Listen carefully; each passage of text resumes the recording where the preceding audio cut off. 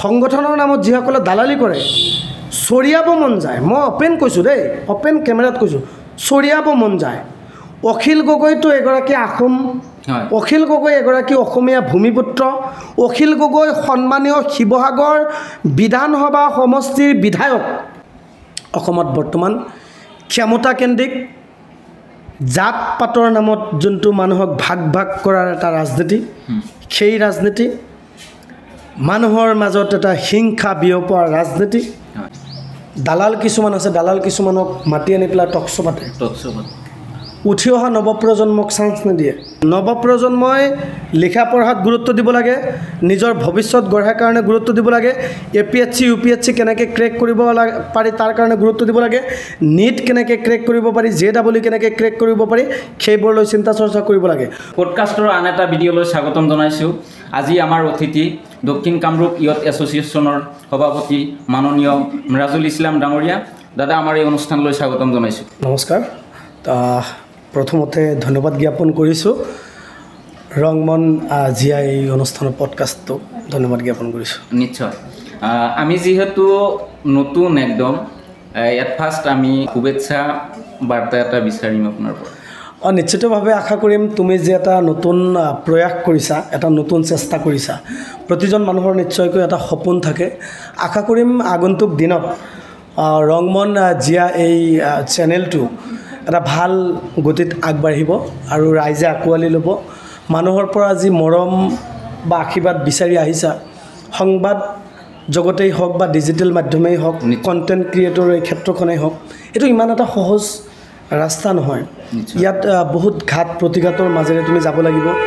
বিভিন্নজনৰ বিভিন্ন কথা বিভিন্ন তোমাৰ ককৰ্থনা শুনিব লাগিব সেইবোৰ সহ্য কৰি ধৈৰ্যৰ মাজেৰে আগবাঢ়ি গ'লে নিশ্চয় সফল হ'বা নিশ্চয় শুভেচ্ছা আছে আৰু ইমান ব্যস্ততাৰ মাজত আমাক সোমাই দিছে তাৰ কাৰণে অশেষ ধন্যবাদ জ্ঞাপন কৰিছোঁ বৰ্তমান কিহৰ লগত ব্যস্ততা বুলি আচলতে কোনো কথা নাই প্ৰতিজন মানুহ সামাজিকভাৱে দায়বদ্ধতা থাকে প্ৰতিজন মানুহৰ বিভিন্ন কাম কাজৰ লগত জড়িত থাকে ফেমিলি হওক সমাজখনেই হওক বা বিভিন্ন অনুষ্ঠান প্ৰতিষ্ঠানেই হওক সেই গোটেই ছিষ্টেমটোৰ লগত জড়িত থকা প্ৰতিজন মানুহেই ব্যস্ত বৰ্তমান ব্যস্ত বুলি ক'লে নিজৰ কিছু স্পেচিয়েল কাম আছে নিজৰ কামৰ লগত জড়িত ব্যস্ত হৈ আছোঁ সমাজখনৰ প্ৰতি কিছু দায়িত্ব আছে কৰ্তব্য আছে যিখিনি সমাজে মোক দিছে সেই সমাজটোক মই যিখিনি মানে ৰিটাৰ্ণ কৰিব লগা আছে সেইখিনি হয়তো চেষ্টা কৰি আছোঁ এই আৰু নিশ্চয় আৰু যিহেতু আপুনি ৰাজনীতিৰ কথা আমি পিছত পাতিম তাৰে আগত আপোনাৰ বিষয়ে অলপ জানিম আমি তো এট ফাৰ্ষ্ট মিৰাজুল ইছলাম ডাঙৰীয়া আপুনি নিজক কোন বুলি তাৰমানে ভাবে তাৰমানে নিজৰ যিটো তাৰমানে ব্যক্তিত্ব চবৰে থাকে যে মই অমুক তমুক তেনেকুৱা ছিষ্টেমত আপুনি নিজক কোন বুলি তাৰমানে ভাবে প্ৰথম পৰিচয়টো মই এজন মানুহ এইটো মোৰ প্ৰথম পৰিচয় দ্বিতীয়তে মই মানুহৰ লগত থাকি ভাল পাওঁ সমাজৰ লগত থাকি ভাল পাওঁ বিশেষকৈ যুৱ প্ৰজন্মক কিদৰে মই নিজেও এজন যুৱক কেনেদৰে আগবঢ়াই লৈ যাব পাৰোঁ নিজেও কেনেদৰে আগবাঢ়ি যাব পাৰোঁ আহি থাকিবলগীয়া দিনবোৰত কি পৰিকল্পনা কৰিব পাৰোঁ বা কেনেকুৱা ধৰণৰ কাম কাজ কৰি নিজে আন 10জনৰ সৈতে একেলগে আগবাঢ়ি যাব পাৰোঁ সেই ধৰণৰ এটা চিন্তা চৰ্চা লগত ৰাখি মই চলি আছোঁ সামাজিকভাৱে এজন দায়িত্বশীল দায়বদ্ধ আৰু সমাজখনক ভাল পোৱা এগৰাকী পৰিপক্ক ব্যক্তি বুলি মই নিজকে ভাবোঁ নিশ্চয় আৰু আপুনি স্কুল কলেজ ক'ত কৰিছে মই হাইস্কুল আগৰ পৰা LP স্কুল কৰিলোঁ জৱাহৰলাল নেহৰু প্ৰাথমিক বিদ্যালয় সৰলগুটি এইটো আছে আমাৰ আচলপাৰা গাঁও পঞ্চায়তৰ অন্তৰ্গত তাৰপিছত মই হাইস্কুল দুজেগাত কৰিলোঁ এটা আছিলে তাজউদ্দিন আহমেদ জাতীয় বিদ্যালয় আৰু কালাতুলি কাঠমি ছিনিয়ৰ ছেকেণ্ডেৰী স্কুল তাতে স্কুল কৰিলোঁ হাই ছেকেণ্ডেৰী মই বৰপেটাত তাৰপিছত গ্ৰেজুৱেশ্যন মই নগৰবেৰা আৰু বাইহাটা চাৰিআলি পূব কামৰূপ কলেজ তাৰপিছত ফাৰ্ডাৰ যিখিনি ষ্টাডি গুৱাহাটী ইউনিভাৰ্চিটি আৰু কৃষ্ণকান্ত সন্দিকৈ ষ্টেট অপেন ইউনিভাৰ্চিটিত কৰা গৈছে নিশ্চয় আৰু আপুনি ৰাজনীতিৰ জগতলৈ তাৰমানে এট ফাৰ্ষ্ট কেনেকৈ ষ্টাৰ্টিংটো কেনেকুৱা আছিল আপোনাৰ তাৰমানে ইমান ধৰক আমি দেখা পাওঁ ৰাজনীতিৰ লগত ওতঃপ্ৰোতভাৱে জড়িত সেইখিনি মানে ষ্টাৰ্টিংটো কেনেকুৱা আছিল আপোনাৰ ৰাজনীতি সমাজখনৰ প্ৰতিজন সচেতন ব্যক্তি হয় মোৰ মতে প্ৰত্যক্ষভাৱেই হওক বা পৰোক্ষভাৱেই হওক প্ৰতিজন ব্যক্তিয়েই ৰাজনীতিৰ লগত জড়িত নিশ্চয় মই কিন্তু এটা কথা স্পষ্টভাৱে কৈছোঁ যে কোনোবাই প্ৰত্যক্ষভাৱে কোনোবাই পৰোক্ষভাৱে হয় কিন্তু ৰাজনীতি স্কুলীয়া জীৱনৰ পৰা ষ্টাৰ্ট হয় হয় যিসকল ছাত্ৰ ছাত্ৰীয়ে বিশেষকৈ তোমাৰ স্কুল কলেজত ছাত্ৰগত সভাৰ নিৰ্বাচনত প্ৰতিদ্বন্দ্বিতা কৰে বা বিভিন্ন ছাত্ৰ সংগঠন বা অৰাজনৈতিক সংগঠনৰ বিভিন্ন বিষয় বাবদ থাকে সেইসকল মানুহ বা সেইসকল ব্যক্তিক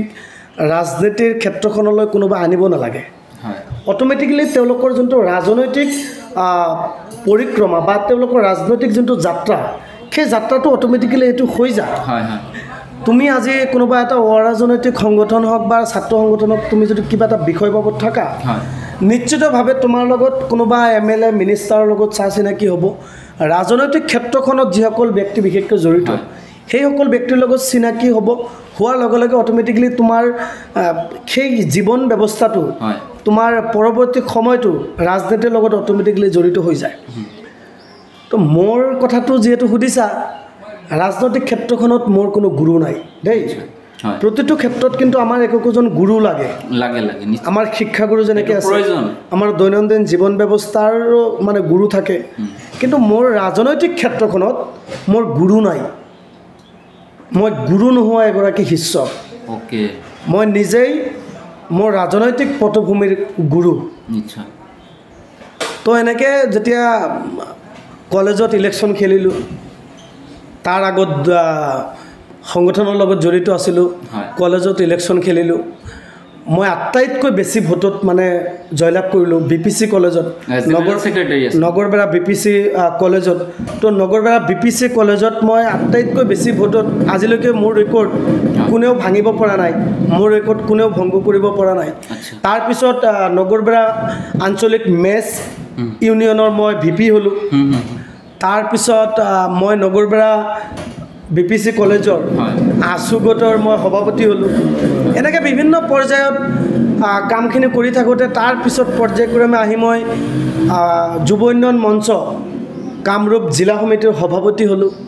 তাৰপিছত দক্ষিণ কামৰূপ ইউথ এছ'চিয়েশ্যনৰ সভাপতি হ'লোঁ এনেকৈ পৰ্যায়ক্ৰমে গৈ গৈ কা বিৰোধী আন্দোলনত সোমাই পৰিলোঁ এইটো তোমালোকে নিশ্চয়কৈ দেখিছা যে কা বিৰোধী আন্দোলনত সাংঘাতিক এটা প্ৰত্যাহ্বান একদম মই নিজে অনুভৱ কৰিছোঁ আৰু সেই গোটেই সময়টো COVID-19 সেই জটিল সময়টো কৰোনা মহামাৰীৰ যোনটো জটিল সময় সেই সময়টো যেতিয়া মই মানুহৰ লগত পাৰ কৰিছোঁ সমাজৰ মানুহখিনিৰ লগত যেতিয়া মই পাৰ কৰিছোঁ যিসকল দুখীয়া দৰিদ্ৰ আৰু গ্ৰাম্যাঞ্চলৰ মানুহখিনিৰ লগত সেই সময়খিনি পাৰ কৰিছোঁ তাৰ লগে লগে কা বিৰোধী আন্দোলনৰ যেটো সমগ্ৰ এটা পৰিস্থিতি সেই গোটেই পৰিস্থিতিটো মানে নিজে ফেচ কৰিছোঁ ছাত্ৰ আন্দোলনৰ সন্মুখৰ পৰা নেতৃত্ব প্ৰদান কৰিছোঁ তো তেনেকৈ অট'মেটিকেলি লাহে লাহে ক্ৰমান্বয়ে আহি আহি ৰাজনৈতিক ক্ষেত্ৰখনত জড়িত হৈ পৰিলোঁ এনেকৈ ষ্টাৰ্টটো হৈছিল আপুনি এজন ভাল বক্তা আমি জানো ভাল বক্তা বুলি মই নকওঁ এট ফাৰ্ষ্ট তাৰমানে কোনখন মঞ্চত আপুনি তাৰমানে বক্তব্য ৰাখিছিল এনেকুৱা মই নিজকে ভাল বক্তা বুলি কেতিয়াও নকওঁ কোনো এজন মানুহ আমি চাওঁ যে আমাৰ ধন্যবাদ তাৰ কাৰণে ধন্যবাদ জনাইছোঁ কিন্তু মই নিজকে এজন ভাল বক্তা বুলি নকওঁ প্ৰতিজন মানুহৰ শিকিবলগীয়া বহুত আছে সাংঘাতিক ধৰণৰ চেষ্টা ঘাত প্ৰতিঘাত প্ৰত্যাহ্বান এই সাংঘাতিক ধৰণে তুমি নিজৰ জীৱনটোত মানে সহ্য কৰিব লাগিব তাৰপিছতে তুমি এজন ভাল মানুহ হ'ব পাৰিবা বক্তা আজি অসমত বহুত ভাল বক্তা আছে যেনেদৰে কেৱল উদাত্ত কণ্ঠৰে টেটু ফালি চিঞৰি চিঞৰি ভাষণ দিলে তাক ভাল বক্তা বুলি ক'ব নোৱাৰি মানুহৰ হৃদয় চুই যোৱাকৈ মানুহৰ মন জয় কৰিব পৰাকৈ মুখেৰে নিজৰ অনুভৱটো ব্যক্ত কৰা ব্যক্তিজনেই হৈছে এগৰাকী ভাল বক্তা মোৰ দৃষ্টিত বৰ্তমান যুৱ প্ৰজন্মৰ মাজত নিশ্চয় অসমৰ এগৰাকী ভাল বক্তা কোন জানানে? গম নাপাওঁ। প্ৰতিদিন টাইমৰ মুখ্য সম্পাদক নিতুমণি শইকীয়া। অসমৰ প্ৰতিজন ৰাজনৈতিক ব্যক্তিৰ লগত তুলনা কৰি তুমি চাবা, মই যিষাৰ কথা কৈছোঁ আৰু এটা কথা নতুনকৈ আহি আছে, আমাৰ একদম আমাতকৈ বহুত সৰু আমাৰ য়ং জেনেৰেশ্যনৰ এগৰাকী ছোৱালী এঞ্জেলা চাংমাই, ND24ত কাম কৰে। তাই এগৰাকী খুব ভাল এংকৰ, খুব ধুনীয়া এংকৰ। তাইও খুব ধুনীয়া এগৰাকী বক্তা, ভাল বক্তা বহুত। তাৰমানে অলৰেডি মোৰ প্ৰথম ভাষণটো মই মনত কৰিব গ'লে, মই হাইস্কুল লাইফতে মই খুব ভাল তাৰ্কিক আছিলোঁ। আচ্ছা, স্কুল লেভেলত মই তৰ্ক প্ৰতিযোগিতাত অংশগ্ৰহণ কৰি মই প্ৰথম পুৰস্কাৰ পাইছিলোঁ। এক্সটেম্পৰ স্পীচ, যোনটো তোমাৰ আকস্মিক বক্তৃতাত মই প্ৰথম হৈছিলোঁ। তাৰপিছত তোমাৰ মই নাটক কৰিছিলোঁ, অভিনয় কৰিছিলোঁ। এনেকৈ মঞ্চত উঠি লাহে লাহে মানুহৰ মাজত কথা কৈ যি এটা পৰিৱেশ গঢ়ি উঠিছিল, তাৰ মাজৰ পৰাই মানুহৰ মাজত কথা কৈ এনেধৰণে এটা পৰিৱেশ হৈ আজি যিখিনি পৰ্যায়, আজিৰ এই পৰ্যায়খিনিলৈ আহিছোঁ। তাৰপিছত কা বিৰোধী আন্দোলনৰ সময়ছোৱাত চৰকাৰৰ বিৰুদ্ধে আমাৰ ছাত্ৰ সমাজক প্ৰতিনিধিত্ব কৰিব গৈ বিভিন্ন অনুষ্ঠান প্ৰতিষ্ঠানত ভাষণ প্ৰদান কৰিছোঁ। এনেদৰে আচলতে বক্তাৰ যি যাত্ৰা সেই যাত্ৰাটো ষ্টাৰ্ট হৈছিলে। নিশ্চয় আৰু শিকিবলগীয়া আছে দেই, এতিয়াও ট্ৰাই কৰি আছোঁ, এতিয়াও বহুত চেষ্টা কৰি আছোঁ, মানুহৰ মাজত যোৱাৰ কাৰণে চেষ্টা কৰি আছোঁ। আমাৰ স্কুল কলেজবিলাকৰ লগত এটা টাচ, যোনটো bonding between me and other institutions, এনেকৈ এটা পৰিৱেশ মই বজাই ৰখাৰ কাৰণে যিমান দূৰ পাৰোঁ মই নিজে চেষ্টা কৰোঁ। ইয়াৰ মাজত আৰু এটা প্ৰশ্ন আপোনাক সুধিম। আপুনি যিহেতু সামাজিক কাম কাজৰ লগত ওতঃপ্ৰোতভাৱে জড়িত এজন ব্যক্তি, সামাজিক যিটো সত্তা বুলি ক'লে ইয়াৰ ব্যাখ্যাটো কি দিব আপুনি? সামাজিক সত্তা বা সামাজিক দায়বদ্ধতা দুটা বস্তু প্ৰায় একেই, অকণমান ডিফাৰেঞ্চ আছে। সামাজিক সত্তাটো আমি যেনেকৈ জাতীয় সত্তা বুলি কওঁ, বৃহত্তৰ অসমীয়া জাতিৰ যি জাতীয় সত্তা, সেই সত্তাটোক আমি এটা ধৰি ৰাখিব লাগিব, এটা ধাৰা, এটা প্ৰগতিশীল চিন্তা, সমাজখনৰ প্ৰতি থকা এটা প্ৰগতিশীল চিন্তা, সেয়া হৈছে সামাজিক সত্তা। আজি তুমি বহুত ডাঙৰ মানুহ হৈছা, এগৰাকী খুব সফল এগৰাকী তুমি ডক্টৰ নাইবা ইঞ্জিনিয়াৰ নাইবা এগৰাকী খুব সফল প্ৰফেচাৰ হৈছা, নাইবা এগৰাকী সফল ৰাজনীতিবিদ হৈছা, সেইটো তোমাৰ মেটাৰ নকৰে। তুমি যদি তোমাৰ ছ'চাইটিৰ মানুহখিনিক যদি চিনি নোপোৱা, সমাজখনৰ মানুহখিনিক যদি তুমি হেৰাই যোৱা, তেতিয়াহ'লে তোমাৰ মুখেৰে সেই সামাজিক সত্তাটোৰ কথা কৈ লাভ নাই। আজি যিগৰাকী ব্যক্তিয়ে LP স্কুলত তোমাক পঢ়ুৱাইছিল, সেই ব্যক্তিগৰাকী যদি আজি জীয়াই আছে, যেনিবা ধৰা 70-80 বছৰ বয়স হৈছে, নাইবা more than 80 years এনেকৈ হৈছে, সেইজন মানুহক যদি তুমি পাহৰি গৈছা, সেইজন মানুহৰ কথা যদি তুমি মনত নাই পেলোৱা, তোমাৰ থাকিব পাৰে ডাঙৰ অট্টালিকা, তোমাৰ থাকিব পাৰে ঢেৰ সাৰা পইচা, তেতিয়াহ'লে তোমাৰ লাভ নাই, তুমি সামাজিক সত্তাৰ কথাটো পাতি লাভ নাই। তোমাৰ নিজৰ পিতৃ মাতৃক তুমি ঘৰত ৰাখি পেলাই, তোমাৰ নিজৰ মানুহজনীক লৈ বা তোমাৰ প্ৰেয়সীজনীক লৈ তুমি যদি গুৱাহাটীৰ সেই কংক্ৰিটৰ পৃথিৱীখনত ডাঙৰ এপাৰ্টমেণ্টত অট্টালিকাত আছা, এমাহ 2 মাহ 3 মাহ মূৰে হ'লেও তুমি তোমাৰ পিতৃ মাতৃৰ খবৰ নাই লোৱা, বৃদ্ধ পিতৃ মাতৃৰ কথাখিনি তুমি চিন্তা নাই কৰা, তুমি যিমানেই ডাঙৰ মানুহ নোহোৱা কিয়, যিমানেই ধনবল অৰ্থ সম্পত্তি থকা তুমি নোহোৱা কিয়, সেই মানুহৰ সামাজিক সত্তাটোৰ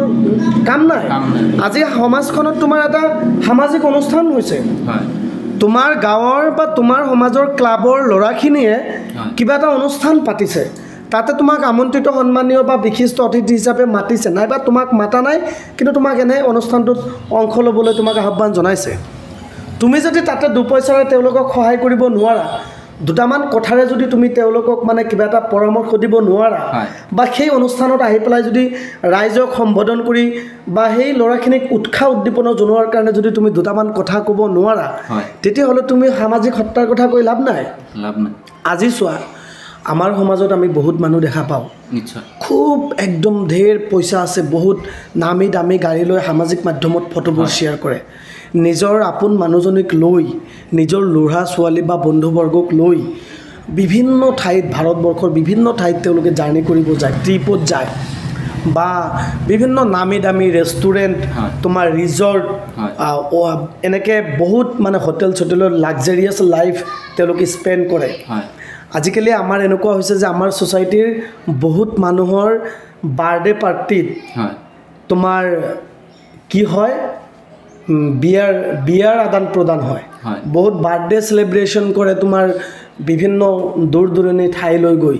তাতে তোমাৰ মদে মাংসই চব মানে ব্যৱহাৰ কৰি তেওঁলোকে ধুমধাম কৰে নিশ্চয় আজিকালি ক'বলৈ নাপায় বেয়া তথাপিও কৈছোঁ আৰু গাৰ্লফ্ৰেণ্ড বয়ফ্ৰেণ্ড প্ৰায়ভাগ ল'ৰা ছোৱালী আছে যুৱ প্ৰজন্মৰ বিশেষকৈ আৰু চাবাচোন কিছুমান ছ'চাইটিক পাহৰি গৈ তেওঁলোকে কেনেকৈ এটা মানে বেলেগ লাইফ এটা তেওঁলোকে পাৰ কৰি আছে সেইটো আমাক নালাগে সেই লাইফটো আমাক আমি যিমানেই তোমাৰ আমেৰিকাত থাকক দিল্লীত থাকক মুম্বাইত থাকক কিন্তু আমাৰ গাঁৱৰ আমাৰ যোনটো মাটি পানী বায়ুৰ লগত সম্পৰ্ক ৰাখি আমি ডাঙৰ দীঘল হৈছোঁ সেই সমাজটোক at least we should not forget আমি সেই সমাজটোক এটলিষ্ট পাহৰি যাব নালাগে একজেক্টলি তোমাৰ সমাজখনৰ মুৰব্বীখিনি আছে কিছুমানে যাব হাই ভাল আছে তেওঁলোকক যদি এটা তুমি চালাম দিব নোৱাৰা তেওঁলোকক যদি এটা সেৱা কৰিব নোৱাৰা তুমি যদি চেয়াৰখনৰ পৰা উঠি পেলাই তোমাৰ জ্যেষ্ঠজনক চকীখন দিওঁতে যদি তুমি লাজ অনুভৱ কৰিছা যে 10জনে চাব মানুহে চাব মোৰ মানে প্ৰেষ্টিজ নোহোৱা হ'ব সেই লাইফটোৰ ভেলু নাই বুলি মই লাভ নাই এনেকৈ সামাজিক সত্তাটো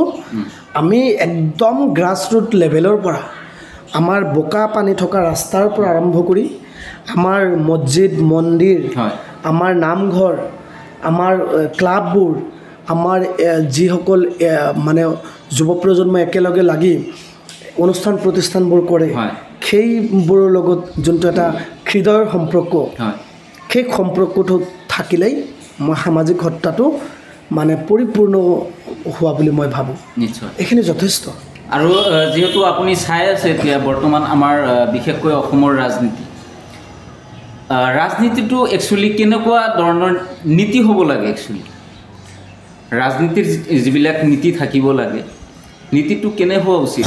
চোৱা ৰাজনীতি এটা ভাল শব্দ হয় এটা সম্পূৰ্ণ সামাজিক ৰাজনৈতিক হয় এটা ঔপনিৱেশিক শব্দ হয় প্ৰতিটো ৰাজনৈতিক দলৰ নীতি আদৰ্শ বেলেগ বেলেগ বেলেগ ৰাজনীতি মানে এইটো হ'ব নালাগে যে কাৰোবাক দমন কৰি পেলাই এটা জাতি বা এটা ধৰ্মক ভাগ ভাগ কৰি পেলাই কাৰোবাক লোকচান কৰি মই ধনবল মই লাভৱান হৈ পেলাই মই গোটেই ছিষ্টেমটোৰ ৰজা হ'ব বিচাৰোঁ বা ময়ে আটাইতকৈ সৰ্বেসৰ্বা হ'ব বিচাৰোঁ মোৰ সন্মুখত যাতে আৰু কোনেও কথা ক'ব নোৱাৰে মোৰ সমান যাতে কোনেও সম্পত্তি বনাব নোৱাৰে মোৰ নিচিনাকৈ ধনী বা মোৰ নিচিনাকৈ আটাইতকৈ প্ৰভাৱশালী যাতে আন কোনেও হ'ব নোৱাৰে এই ধৰণৰ চিন্তা চৰ্চাৰে ৰাজনীতিটো হ'ব নালাগে ৰাজনীতিৰ জৰিয়তে দেশখন চলি আছে একদম আমাৰ দেশখন কোনে চলাই আছে আমাৰ দেশখন কোনে চলাই আছে এই প্ৰশ্নটো যদি মই তোমাক কৰোঁ তুমি নিশ্চিতভাৱে ক'ব লাগিব চৰকাৰে চলাই আছে এতিয়া চৰকাৰটো কোনে বনায় ৰাইজে বনায় ৰাইজে কিহৰ জৰিয়তে বনায় ৰাজনীতিৰ জৰিয়তে বনায় ৰাজনৈতিক প্ৰক্ৰিয়া বা এটা নিৰ্বাচনী সাংবিধানিক প্ৰক্ৰিয়া আমি ভোটদান কৰোঁ সেইটো আমাৰ সাংবিধানিক অধিকাৰ আৰু আমাৰ মৌলিক দায়িত্ব মৌলিক কৰ্তব্য ভোট প্ৰদান কৰাটো নিশ্চয় being the citizen of India we should pay our valuable vote we should cast our valuable vote সেইটো তুমি যোনটো দলকে নিদিয়া কিয় সেইটো আমাৰ দায়িত্ব তাৰপিছতে এই যে ৰাজনীতি গোটেইখিনি কিন্তু ৰাজনীতিয়ে হয় এতিয়া নেতা পালি নেতা বা মন্ত্ৰী বিধায়ক যিসকল সাংসদ তেওঁলোকক আমি চৰকাৰটো বনাই দিছোঁ এতিয়া তেওঁলোকৰ দায়িত্ব হ'ল তোমাক মোক আমাক আমাৰ সমাজটোক আমাৰ জিলাখনক আমাৰ ৰাজ্যখনক আমাৰ গোটেই দেশখনক আৰু দেশৰ গোটেই ছিষ্টেমটোক ৰক্ষণাবেক্ষণ দিয়া আগুৱাই নিয়া আৰু এইটো ভালকৈ সুচাৰুৰূপে এটা শুদ্ধ পথত পৰিচালনা কৰা এতিয়া যদি মই ছাপ'জ মই এতিয়া মুখ্যমন্ত্ৰী হ'লোঁ মই মুখ্যমন্ত্ৰী হৈ পেলাই যদি মই কওঁ যে তুমি শিৱসাগৰত যাব নোৱাৰা, একদম তুমি ডিব্ৰুগড়ত যাব নোৱাৰা। আগত তুমি মুখ্যমন্ত্ৰী হ'লা, তুমি যদি কোৱা যে আপুনি বৰপেটাত আহিব নোৱাৰে, আপুনি কামৰূপত আহিব নোৱাৰে, তেতিয়াহ'লে তোমাৰ মোৰ কি হ'ল? আমি আগতে এনেকৈ আছিলোঁ, এটা মৰম এনাজৰীৰ মাজত আছিলোঁ। তোমাক মোক তেতিয়াহ'লে কি কৰা হ'ল? এনেকৈ পৃথক কৰা হ'ল, ডিভাইড কৰা হ'ল। That's the divide and rule policy. তোমাৰ নামটো কি? বোলে মুকুট শৰ্মা। মোৰ নামটো কি? বোলে মিৰাজুল ইছলাম। এতিয়া মিৰাজুল ইছলাম আৰু মুকুট শৰ্মা এখন কলেজত পঢ়িছিল, এখন বিশ্ববিদ্যালয়ত পঢ়িছিল, হোষ্টেল লাইফত এখন হোষ্টেলত এটা বেডত আছিল, এটা ৰুমত আছিল। তেওঁলোকে এটা কেৰাহীত চব্জিটো বনাই আমি খাইছিলোঁ, নিশ্চয়। এটা কুকাৰত বা এটা পাতিলত আমি ভাতটো বনাই একেলগে খাইছিলোঁ। কেতিয়াবা মোৰ থালাত সি খাইছিল, কেতিয়াবা তাৰ থালাত মই খাইছিলোঁ। মোৰ গিলাচত সি পানী খাইছিল, তাৰ গিলাচত মই পানী খাইছিলোঁ। এনেকৈ আমি চলিছিলোঁতো। এতিয়া ধৰক ডাঙৰ হৈ পেলাই ধৰা সামাজিক জীৱনখনত যেতিয়া ভৰি দিলোঁ, তাৰপিছত এনেকৈ আহি পেলাই ৰাজনীতি যেনিবা আৰম্ভ কৰিলোঁ। ৰাজনীতি আৰম্ভ কৰাৰ পিছত তেওঁ যেনিবা এটা দল কৰে, মই এটা বেলেগ দল কৰোঁ। এতিয়া তেওঁ কৈ আছে যে শিৱসাগৰৰ মানুহখিনি কামৰূপত আহিব নালাগে। এতিয়া মই কৈ আছোঁ যে কামৰূপৰ মানুহখিনি শিৱসাগৰত যাব নালাগে। গতিকে এদিন, দুদিন, তিনিদিন, চাৰিদিন, পাঁচদিন কৰোঁতে আল্টিমেটলি এটা বছৰৰ পিছত, 2-3 বছৰ, 5 বছৰ পিছত তেওঁ আৰু মোৰ মাজত যোনটো সম্পৰ্ক আছিল, তুমি যিমানেই মুখেৰে কৈ নাথাকে কিয় যে আমি আগৰ বন্ধু, সেই বন্ধুত্ব কিন্তু নাথাকে। নহয় আৰু যোনটো দ্য বণ্ডিং অফ ফ্ৰেণ্ডশ্বিপ, এই যে এটা শিকলিৰ নিচিনা এটা মজবুত বন্ধন। তুমি চাবা, আমি যেতিয়া হাইস্কুল বা হাই ছেকেণ্ডেৰী বা কলেজত পঢ়িছিলোঁ, বা বৰ্তমানো আমাৰ যিখিনি বন্ধু আছে, আমি কিছুমান সঁচা কথা কিন্তু বা আমাৰ বন্ধুবৰ্গৰ লগত শ্বেয়াৰ কৰোঁ, কিন্তু আমি আমাৰ মা দেউতা বা আমাৰ ঘৰৰ মানুহৰ লগত কিন্তু শ্বেয়াৰ নকৰোঁ। একদম এইটো কিন্তু এটা সাংঘাতিক কথা, হয়নে নহয়? কাৰণ কেলৈ? তুমি কিবা এটা ভুল কাম কৰিছা বা এটা বদমাচি কৰিছা, নাইবা মই এটা ভুল কাম কৰিছোঁ, এটা বদমাচি কৰিছোঁ, এই গোটেই কথাখিনি কিন্তু আমাৰ বন্ধুবৰ্গৰ লগত আমি শ্বেয়াৰ কৰোঁ, আমাৰ ফ্ৰেণ্ড চাৰ্কলৰ লগতে মানে আল্টিমেটলি এইটো শ্বেয়াৰ হৈ যায়, কিন্তু আমি আমাৰ মা দেউতাৰ লগত শ্বেয়াৰ নকৰোঁ। এই পলিটিক্সটোৱে, এই ৰাজনীতিটোৱে আমাৰ সেইটো লাহে লাহে নষ্ট কৰি আছে। গতিকে ৰাজনীতিটো মই ক'ব বিচাৰোঁ যে এনেকৈ হ'ব লাগে, য'ত মানৱীয়তা, মানুহৰ যিটো সামাজিক প্ৰমূল্যবোধ সেইটো থাকিব লাগে। মানুহৰ মাজত যিটো মিলা প্ৰীতি, ঐক্য, সম্প্ৰীতি আছে, সেইটো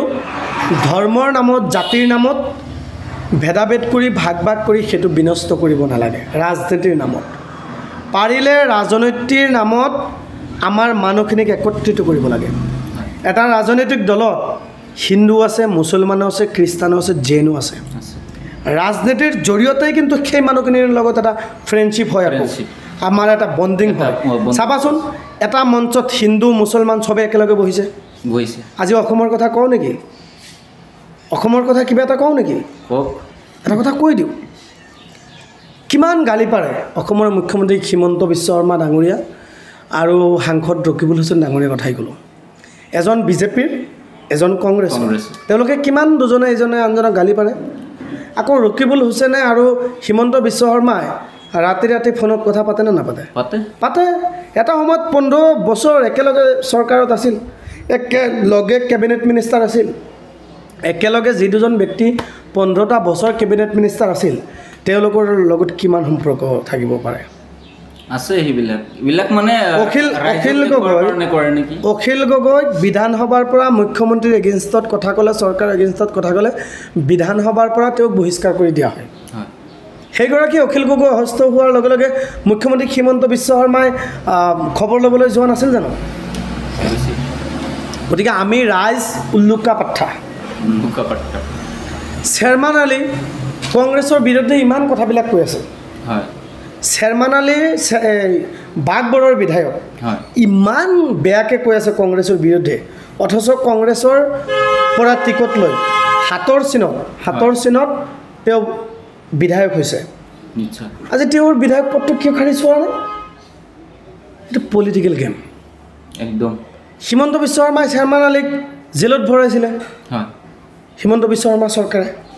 এতিয়া সেই বুলি কি হিমন্ত বিশ্ব শৰ্মাৰ লগত শৰ্মা আলীৰ লগত বেয়া নেকি নিশ্চিতভাৱে ভাল এটা সম্পৰ্ক আছে আৰু হিমন্ত বিশ্ব শৰ্মা বা বিজেপিৰ লগত যদি ভাল নাথাকিলে হয় তেতিয়াহ'লে চেয়াৰমেন আলীৰ বিধায়ক পদ কেতিয়াবাই খাৰিজ হ'ল এই কথাটো মই ডাঠি ক'ব পাৰোঁ কিন্তু একদম অন কেমেৰা মই কৈছোঁ নিশ্চয় মই কাকো লাজ কৰি বা ভয় কৰি কথা কোৱা মানুহ নহয় একদম খাটাং কথা এইটো গতিকে এই গোটেই ৰাজনীতি বা এই গোটেই ছিষ্টেমটোৱে তোমাক মোক ৰাইজক গোটেই অসমৰ মানুহক আমাক এফালে বুৰ্বক বনাই আছে এই যে জুবিন দাই কৈছিলে মন্ত্ৰী এম এল এ চব মানে পাপৰ বুলি যে কৈছিলে কিবা এটা গান বুলি যে কৈছিলে যে হা সেনেকৈ মানে জাতি মাতি ভেটি বাকীটো কিবা এনেকৈ যে জুবিন দাই কেতিয়াবা মানে কয় এনেই কোৱা নাই সেই মানুহজন ৰাজনীতিৰ এই গোটেই পৰিৱেশটো বুজি পায় বুজিব উপায় নাই তেওঁগৰাকী শিল্পী ন তেওঁ মানুহৰ লগত থাকিব লাগে ৰাইজৰ লগত থাকিব লাগে গতিকে তেওঁৰো কিছুমান মানে বাধ্যবাধকতা থাকে নীতি নিয়ম ভংগ কৰি কোনো কথা কোৱাটো উচিত নহয় গতিকে ৰাজনীতিয়ে আমাক ভাগ ভাগ নকৰি আমাক চবকে একদম শদিয়াৰ পৰা ধুবুৰী লৈ আমি যিমান যি আছোঁ নিশ্চয় চব এক খোৱাটো আমি বিচাৰোঁ আৰু এটা কথা এজন ভাল সাংসদ হ'বলৈ আপোনাৰ মতে কি কি গুণৰ প্ৰয়োজন আছে বুলি ভাবে সমষ্টিটো জানিব লাগিব সমষ্টিৰ মানুহক বুজিব লাগিব সমষ্টিৰ পৰিৱেশ বুজিব লাগিব সমষ্টিৰ ভৌগোলিক পৰিৱেশটো জানিব লাগিব সমষ্টিত কি কি ধৰণৰ মানুহ কি কি সংস্কৃতি কলা কৃষ্টি ভাষাৰ মানুহ আছে গোটেই পৰিৱেশটো জানিব লাগিব ৰাজনৈতিকভাৱে বাকপটু হ'ব লাগিব সাংসদ হ'লে ইংৰাজী ভাষাত হিন্দী ভাষাত হলহলীয়াকৈ দমে দমে একদম অন কেমেৰা সংবাদ মাধ্যমৰ আগতেই হওক বা সংসদৰ মজিয়াতেই হওক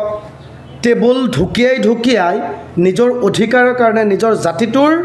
সমস্যাৰ কাৰণে নিজৰ ৰাজ্যখনৰ সমস্যাৰ কাৰণে মাত মাতিব পৰা অজস্ৰ সাহস কলিজাত থাকিব লাগিব পুঠি মাছৰ কলিজা লৈ সাংসদ হ'ব নোৱাৰি দিল্লীৰ মছনদত গৈ অসমৰ ভাৰতবৰ্ষৰ বিভিন্ন ৰাজ্যৰ পৰা সাংসদবোৰ যে আহে নিশ্চয় সেই গোটেই সাংসদবিলাক তাতে থাকে প্ৰাইম মিনিষ্টাৰ থাকে হোম মিনিষ্টাৰ থাকে ডিফেন্স মিনিষ্টাৰ থাকে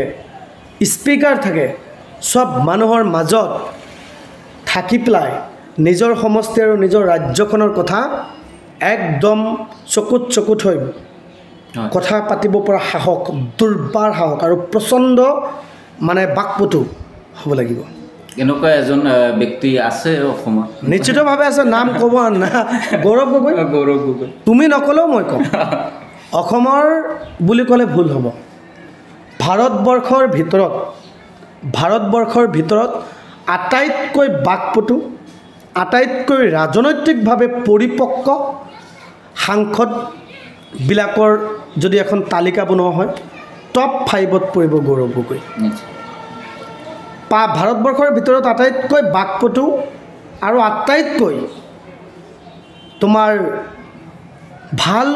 পাৰদৰ্শিতা প্ৰদৰ্শন কৰিব পৰা সাংসদ যদি 5জন তুমি চিনাক্তকৰণ কৰিব বিচৰা তাৰে ভিতৰত যিকোনো দলৰ হ'ব পাৰে দেই এইটো অকল কংগ্ৰেছ বুলি নহয় যিকোনো দলৰ হ'ব পাৰে তাৰ মাজত 5জনৰ ভিতৰত গৌৰৱ গগৈ অন্যতম থাকিব মই সেইদিনা এটা পডকাষ্ট চালোঁ আপোনাৰ গৌৰৱ গগৈৰ বিষয়ে তাৰমানে ক'বলৈ দিছিল সেই মানুহজন হ'ল এজনী মহিলা গৌৰৱ গগৈৰ বিষয়ে কথা এটা কৈছে যে খালি হিন্দী আৰু ইংলিছত কথা পাতিলে নহয় সি অসমৰ কাৰণে কি কৰিব পাৰিব সি অসমৰ দুখ কষ্টই বুজি পোৱা নাই সি আমেৰিকাত এটা সময়ত থাকিছিল তো আপুনি বস্তুটো চাইছে ময়ে জানো সেইখন মহিলাৰ বিৰুদ্ধে আপুনিও এটা লাইভ কৰিছিল মই নাম নকওঁ আপুনি গমেই পাইছে ইতিমধ্যে তো সেনেকুৱা আৰু চোৱা ৰাজনৈতিক মুনাফাৰ কাৰণে ব্যক্তিভেদে বিভিন্ন ধৰণৰ কথা বতৰাবিলাক বেলেগ হয় এতিয়া মই ৰাজনৈতিক কথা কিন্তু মই ব্যক্তিগতভাৱে নকওঁ ৰাজনীতিটোক সামাজিকভাৱে যিখিনি কথা তুমি সুধিছা সেইখিনি কথা মই কৈছোঁ এতিয়া এগৰাকী মহিলাই অসমৰ সাংসদ গৌৰৱ গগৈ হওক বা অন্য কোনোবা সাংসদেই হওক যাক যেনেকৈ পাৰে তেওঁ তেনেকৈ কৈছে সেইটো তাৰ দৃষ্টিভংগী সেইটো তাৰ মানসিকতাৰ পৰিচয় মোৰ দৃষ্টিত মই অলৰেডি অন কেমেৰা কৰি দিলোঁ নিশ্চয় এতিয়া কোনোবাই যদি মই এতিয়া ক'ব পাৰে যে গৌৰৱ গগৈৰ চামচা বা গৌৰৱ গগৈৰ ফেন বা গৌৰৱ গগৈৰ কিবা কিবি কৈ দিব পাৰে কিন্তু মই যাক পচন্দ কৰোঁ আমাৰ 14জন সাংসদৰ মাজত মই যাক চিলেক্ট কৰিম মই যাক ভাল পাম মইতো ভোট দিছোঁ ন মইতো অসমৰ নাগৰিক ভাৰতৰ নাগৰিক অসমৰ এগৰাকী যুৱক গতিকে মোৰ অধিকাৰ আছে মই পচন্দ কৰিম গৌৰৱ গগৈক এতিয়া কোনোবা মহিলা এতিয়া নৰ্তকীতো বহুত থাকে কোনোবাই মঞ্চত মানে নৃত্য কৰি ভাল পায় কোনোবাই সামাজিক মাধ্যমত নৃত্য পৰিৱেশন কৰি ভাল পায় কোনোবাই আকৌ ফেচবুক বা নিজৰ ৱাল পেজত মানে সেইটো কৰি ভাল পায় এতিয়া যাৰ যাৰ ব্যক্তিভেদে এইটো বিভিন্ন কথা কোনগৰাকী মহিলাই কৈছিলে সেইটো মই নাম নকওঁ মই তেনেকৈ নকওঁ কিন্তু সেইগৰাকী মহিলাই জনাটো ভাল যে তেওঁ নিজে কি কৰি আছে তেওঁৰ অভিজ্ঞতা কিমান তেওঁৰ সামাজিক প্ৰমূল্যবোধ কিমান তেওঁ সমাজখনৰ কাৰণে কি কৰিছে তেওঁ ছ'চাইটিৰ কাৰণে কি কৰিব লগা আছিল বা কৰি আছে কি তেওঁ ইউথ জেনেৰেশ্যনটোৰ কাৰণে কি কৰিছে মহিলা সংগঠনবিলাকৰ কাৰণে কি কৰিছে মহিলা স্বাৱলম্বীৰ কাৰণে কি কৰিছে নাৰী সুৰক্ষাৰ কাৰণে কি কৰিছে নাৰীৰ অধিকাৰৰ কাৰণে তেওঁ কি কৰিছে তেওঁ আমাৰ ছোৱালী বোৱাৰী জীয়ৰীসকলৰ মানে স্বাৱলম্বী ভৱিষ্যতৰ কাৰণে তেওঁ কি পৰিকল্পনা কৰিছে এটা ভাল সুন্দৰ ভৱিষ্যতৰ কাৰণে তেওঁ ছোৱালীসকলক লৈ কি সপোন দেখিছে এইবোৰ কথা মই ডিছক্ল'জ নকৰোঁ মই চব জানো মই তেওঁৰ কথা বহুত কিবা কিবি জানো সেইবোৰ কথা আজি মই ডিছক্ল'জ নকৰোঁ নেক্সট কেতিয়াবা সময় সুযোগ পালে মই ক'ম নিশ্চয় আৰু আপুনি যিহেতু দক্ষিণ কামৰূপ ইয়ুথ এছ'চিয়েশ্যনৰ এজন সভাপতি দায়িত্ব বাঢ়িল এই যিটো আপোনাৰ সংগঠন কেনেকৈ আগবঢ়াই লৈ যাব বুলি আপুনি পৰিকল্পনা কৰিছে আগবাঢ়ি লৈ যাব মানে আগবঢ়াই লৈ গৈ আছোঁ কাম কৰি আছোঁ কাম চলি আছে দক্ষিণ কামৰূপ ইউথ এছ'চিয়েশ্যন এইটো এনেকুৱা সংগঠন নহয় এইটো যে যেনেকৈ সদৌ অসম ছাত্ৰ সন্থা বা সদৌ অসম সংখ্যালঘু ছাত্ৰ সন্থা তেনেকুৱা ধৰণৰ ছাত্ৰ সংগঠন বা তেনেকুৱা ধৰণৰ সংগঠন নহয় এইটো সম্পূৰ্ণ এটা ছ'চিয়েল বেছড সামাজিক দায়বদ্ধতা ৰাখি মানুহৰ বাবে সেই কামটোৱে আমি কৰি আছোঁ আৰু এইটো আমাৰ গভৰ্ণমেণ্ট অফ ইণ্ডিয়াৰ আণ্ডাৰত যোনটো ডিপাৰ্টমেণ্ট আছে মিনিষ্ট্ৰী অফ ইউথ এফেয়াৰ্ছ যোনটো আছে তোমাৰ youth and sports affair department আছে মানে ভাৰতীয় যুৱ আৰু ক্ৰীড়া মন্ত্ৰালয় যোনটো আছে তাৰ অধীনত এইটো ৰেজিষ্ট্ৰেশ্যন কৰা আছে নিশ্চয় ইয়াত বহুত সদস্য আছে আৰু ইয়াতে যেটি সদস্য থাকিব নোৱাৰে আকৌ সব সদস্য থাকিব পাৰে কথাটো কেনেকুৱা যে ইয়াত প্ৰত্যেকটো ৰাজনৈতিক দলৰ মানুহ দক্ষিণ কামৰূপ ইউথ এছ'চিয়েশ্যন থাকিব পাৰে আছু আমছু এনএছৱাই সব ছাত্ৰ সংগঠন সব ৰাজনৈতিক সংগঠনৰ মানুহে ইয়াত জড়িত হৈ থাকিব পাৰে ইয়াত কোনো ধৰণৰ মানে সদস্যৰ কাৰণে মানে বাধ্যবাধকতা নাই এক নম্বৰ কথা সেইটো আমাৰ অপেন কোনো ৰিজাৰ্ভেশ্যন চিষ্টেম নাই তাৰপিছত আমাৰ ইয়াতে কোনো ৰাজনৈতিক কথা নাই যোনে ভাল কাম কৰিছে তেওঁৰ প্ৰশংসা কৰিম যোনে বেয়া কাম কৰিছে তাৰ বিৰোধ কৰিম ভাল কামৰ লগত সদায় আছোঁ মানে অন্যায়ৰ বিৰুদ্ধে সদায় আছোঁ কথাটো এনেকুৱা ধৰণৰ কা বিৰোধী আন্দোলনত মাত মাতিছোঁ আমি কাম কৰিছোঁ কৰোনা ভাইৰাছৰ সময়ত আমি কাম কৰিছোঁ তোমালোকে এতিয়াও মোৰ ফেচবুক পেজ চালে বা আমাৰ পেপাৰ পত্ৰিকাত চাগে পাইছিলা সামাজিক মাধ্যমত পাইছিলা আমি কাম কৰিছোঁ বানপানীৰ সময়ত আমাৰ মানুহখিনি যেতিয়া ককবকাই থাকে আমি কাম কৰোঁ আমাৰ যিখিনি দায়িত্ব সমাজখনে আমাক যিখিনি মৰম আশীৰ্বাদ দিছে সেই মৰম আৰু আশীৰ্বাদখিনি লৈ সমাজখনক আমি যিখিনি ৰিটাৰ্ণ কৰিব পাৰোঁ সেইখিনি কৰাৰ কাৰণে চেষ্টা কৰি আছোঁ আমাৰ সময় লাগিব আমি নতুন আমি জাষ্ট ঘৰৰ পৰা ওলাই আহিছোঁ জিৰ'ৰ পৰা ষ্টাৰ্ট কৰিছোঁ আমাৰ দেউতাহঁত ইমান ধনবল অৰ্থ সম্পত্তি থকা মানুহ নহয় বহুত ডাঙৰ অফিচাৰ চাকৰিয়ালো নহয় বা আমি নিজেও ব্লেক মানিৰ পৰা মানে পইচা ঘটা মানুহ নহয় উঠি অহা নাই আমি আজি যদি দালালি কৰিলে হয় আজি যদি ঘোষ খালোঁ হয় আজি যদি 2 নম্বৰী ৰাস্তাত পইচা উপাৰ্জন কৰিলোঁ হয় আজি যদি এই ট্ৰেডিং চেডিং কিবা কিবি যে চলি আছে এনেকুৱা ধৰণৰ ধান্দাত যদি থাকিলে হয় কোটিপতি হ'লো হয় কাৰণ মন্ত্ৰী বিধায়ক বহুতৰ লগত ভাল ৰিলেশ্যন আছে এতিয়াও আজিৰ তাৰিখত দিছপুৰত গ'লে 126 জন নহয় জানো মন্ত্ৰী বিধায়ক মিলে 126 জন কমচে কম 50 জন ওলাব মিৰাজুল ভালে আছে বুলি কোৱা কিন্তু সেইটো অহংকাৰ কৰি কোৱা নাই মই গৌৰৱ কৰি কোৱা নাই কিন্তু সেইটো নকৰোঁ সমাজে ৰিলেশ্যনটো আছে মানে সমাজে যি দিছে সেইখিনি লৈ জীয়াই থাকিম সেইখিনি লৈ জীয়াই থাকিম কাম কৰি আছোঁ কৰি যাম আমাৰ কাৰোবাৰ টিউশ্যন ফিজ দিব নোৱাৰে কোনোবাৰ স্কুলত ফিজ দিব নোৱাৰে সেইখিনি চাই আছোঁ কোনোবা এজন মানুহৰ মেডিকেলত লৈ গৈছে ট্ৰিটমেণ্ট কৰিব পৰা নাই মোৰ পকেটৰ পইচা দিছোঁ বুলি যে মই কৈ আছোঁ এইটো নহয় মই দিয়া নাই 10 জনৰ পৰা লৈ আনি দি আছোঁ যিখিনি নিজে পাৰোঁ নিজেও দি আছোঁ এটা ছিষ্টেমত কাম কৰি আছোঁ তাৰপিছত আমাৰ যোনটো NRCৰ সময়ত আমাৰ মানুহখিনিৰ যেতিয়া কান্দিলে আমাৰ মানুহখিনি যেতিয়া কান্দিলে আমাৰ মানুহখিনি যেতিয়া উজনিলৈ যাব লগা হ'ল হাৰাশাস্তি হ'ল আমাৰ মানুহখিনি হিয়াৰিঙৰ নামত যেনেকৈ পুৰিলে খানাপাৰাত এক্সিডেণ্ট হ'ল কিবা কিবি হ'ল সেই সময়ছোৱাত আমি মানুহখিনিৰ লগত কেনেকৈ আছিলোঁ আমি ছ'চাইটিৰ লগত কেনেকৈ আছিলোঁ এইটো মই ক'ব নালাগে নহয় এইটো সমাজখনে ক'ব ছ'চাইটিয়ে ক'ব আজি তুমি চাবা মই দক্ষিণ কামৰূপৰ লগত মই লাগি আছোঁ আজি ছয়গাঁও আঞ্চলিক মহাবিদ্যালয়ৰ পৰা আৰম্ভ কৰি মিৰ্জা ডিকে কলেজৰ পৰা আৰম্ভ কৰি মিৰ্জা ডিকে গাৰ্লছ কলেজৰ পৰা আৰম্ভ কৰি আপ টু নগৰবেৰা BPC কলেজলৈকে আমাৰ গৰৈমাৰী এফ আহমেদ কলেজ সোণতুলি আঞ্চলিক college Chamaria college Boko JN college Chaygaon আঞ্চলিক কলেজ এনেকৈ যিমানবোৰ কলেজ আছে আৰু যিমানবোৰ হায়াৰ ছেকেণ্ডেৰী আছে up to Topamari higher secondary কোৱা সোণতুলি হায়াৰ ছেকেণ্ডেৰী কোৱা তাৰপিছত কালাতলি কাঠমি ছিনিয়ৰ ছেকেণ্ডেৰী কোৱা গৰৈমাৰী মাজৰটোপ কোৱা ডক্টৰ জাকিৰ হুছেইন উচ্চতৰ মাধ্যমিক বিদ্যালয় কোৱা হাইস্কুল যিমানবোৰ আছে ভূমি হাইস্কুলৰ পৰা আৰম্ভ কৰি ছয়গাঁও হাইস্কুলৰ পৰা আৰম্ভ কৰি আমাৰ একদম আপ টু তোমাৰ নগৰবেৰা হাইস্কুললৈকে নগৰবেৰা হায়াৰ ছেকেণ্ডেৰীলৈকে গোটেই অনুষ্ঠানৰ লগত আমাৰ হৃদয়ৰ সম্পৰ্ক শৈক্ষিক ক্ষেত্ৰখনত মই এটা কথা দাঁতি ক'ব পাৰোঁ দক্ষিণ কামৰূপত শৈক্ষিক উত্তৰণৰ কাৰণে আৰু শৈক্ষিক ক্ষেত্ৰখনত আমি যিমানখিনি কৰিছোঁ আন 10টা সংগঠন বা আন 10জনে যদি ওলাই আহে সেইখিনি কৰেলে হয় বা সেইখিনি যদি কৰিব চেষ্টা কৰে অসমখন আৰু দক্ষিণ কামৰূপ পৰিৱৰ্তন হওঁতে টাইম নালাগে এইটো চবেই ক'ব এইটো মই কেমেৰাত কৈছোঁ এইটো মই ডাঠি ক'ব পাৰোঁ দাবীৰে ক'ব পাৰোঁ এইটো মই অহংকাৰ কৰি বা গৌৰৱ কৰি মই কোৱা নাই এইটো মই ভাবোঁ যে মই এইখিনি কৰিছোঁ আৰু তাৰ যদি প্ৰমাণ লাগে মই প্ৰমাণ কৰি দিব পাৰিম নিশ্চয় দক্ষিণ কামৰূপ ইউথ এছ'চিয়েশ্যনে বা মিৰাজুল ইছলামে দক্ষিণ কামৰূপৰ শিক্ষানুষ্ঠানসমূহৰ লগত যিমানখিনি সম্পৰ্ক ৰাখিছে যিমানখিনি কাম কাজ কৰিছে আমাৰ নিৰীপিত নিষ্পৃষিত লাঞ্ছিত বঞ্চিত আমাৰ সংখ্যালঘু অধ্যুষিত অঞ্চলৰ ল'ৰা ছোৱালীসকল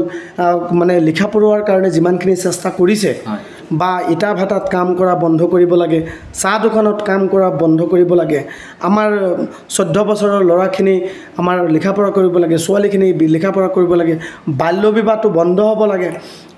এই গোটেই অসামাজিক কাম কাজটো বন্ধ হ'ব লাগে এই ছিষ্টেমত থাকি যিমানখিনি কাম কৰিছোঁ নিশ্চয় যিমানখিনি কৰিছোঁ বা কৰাৰ কাৰণে আৰু কিন্তু কৰিব লাগিব দেই আৰু কৰিব লাগিব এইখিনি এটা চিনেমা হৈ যাব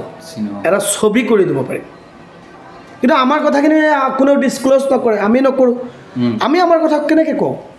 নিজৰ কথা কোনে কি কি কাম কৰি আছে সেই মানুহখিনি কওঁ মই দুজনমান মানুহৰ নাম কওঁ আমাৰ এফ আহমেদ কলেজৰ এগৰাকী অধ্যাপিকা আছে কাঞ্চন চৌধুৰী তেখেতে কাম কৰি আছে তেখেতৰ নাম নাই কিন্তু তেখেতে গৰৈমাৰীত কাম কৰি আছে মইনা পাৰিজাত চলাই আছে মহিলা সংগঠন চলাই আছে কিবা কিবি কৰি আছে আৰু 2-এজন মানুহ আছে তেওঁলোকে কাম কৰি আছে আৰু এটা কথা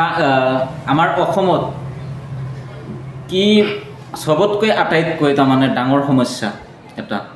আপোনাৰ মতে কোনটো সমস্যা আপুনি তাৰমানে আপোনাৰ দৃষ্টি আকৰ্ষণ হৈ আছে বৰ্তমান অসমৰ ভিতৰত আটাইতকৈ ডাঙৰ সমস্যা বুলি তুমি যেনেকৈ সুধিছা অসমততো সমস্যা বহুত আছে অসমত সাংঘাতিক ধৰণৰ সমস্যা আছে তাৰে ভিতৰত সমস্যাৰে জৰ্জৰিত এতিয়া তাৰে মাজত তুমি যদি কোৱা যে আটাইতকৈ বেছি সমস্যা মানে জটিল বা ডাঙৰ সমস্যা কোনটো সেইটো যদি তুমি কোৱা সেইটো মই ভাবিম যে সংস্থাপন মানে নিবনুৱা সমস্যা নিশ্চয় আমাৰ অসমত আটাইতকৈ ডাঙৰ সমস্যাটো নিবনুৱা সমস্যা তুমি চাকৰি পাইছা নাই পোৱা কি লিখা পঢ়া কৰিলা তুমি মই ডিগ্ৰী ক্লিয়াৰ কৰিছোঁ গ্ৰেজুৱেশ্যন কৰিছা পডকাষ্ট কৰি আছা কথা পাতিব পৰা কেপাচিটিটো আছে 10 জনক বুজাব পৰা শিকি আছোঁ এতিয়া যিয়ে নহওক 10 জনক বুজাব পৰা এটা কেপাচিটি আছে মই কথা পাতি আছোঁ মই 10 জনৰ লগত কাম কৰি আছোঁ মই এটা অফিচ চলাব পৰা কেপাচিটি নিশ্চয়কৈ মোৰ মাজত আছে যেটো মই স্কুল চলাইছোঁ সংগঠন চলাইছোঁ বিভিন্ন NGOs বা বিভিন্ন কাৰ্যসূচী চলাইছোঁ গতিকে সেইখিনি এবিলিটি বা সেইখিনি কেপাবিলিটি নিশ্চয় আছে আছে নে নাছে গতিকে মই চাকৰি নাই পোৱা মোৰ ৰিজাল্টটো বেয়া নহয় ভাল ৰিজাল্ট মোৰ ৰিজাল্টটো বেয়া নহয় ভাল ৰিজাল্ট মানে ভাল ৰিজাল্ট হ'ব আগৰখিনি নকওঁ মই ফাৰ্ষ্ট ক্লাছ পোৱা ল'ৰা গ্ৰেজুৱেশ্যন মাষ্টাৰ ডিগ্ৰী মই ফাৰ্ষ্ট ক্লাছ পোৱা ল'ৰা চাকৰি নাই মোৰ কথা বাদ দিয়া মই চাকৰি নকৰোঁ চাকৰি নকৰোঁ মই এপ্লাই কৰি পোৱা নাই আজিলৈকে অসমৰ ৱেবছাইটত মোৰ নাম ক'তোৱে নাই টেট পৰীক্ষা হওক কিবা হওক থাৰ্ড গ্ৰেড হওক গ্ৰেড 4 হওক কিবা হওক কৰা নাই এটা সপোন আছে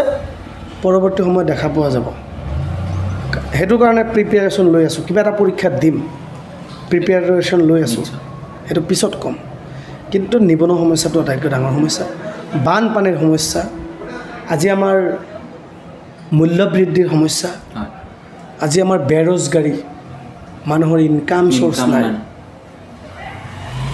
কৃষি পণ্য সামগ্ৰী উৎপাদন কৰিছোঁ তাৰ বজাৰ মূল্য সঠিকমতে পোৱা নাই সেইটো এটা সমস্যা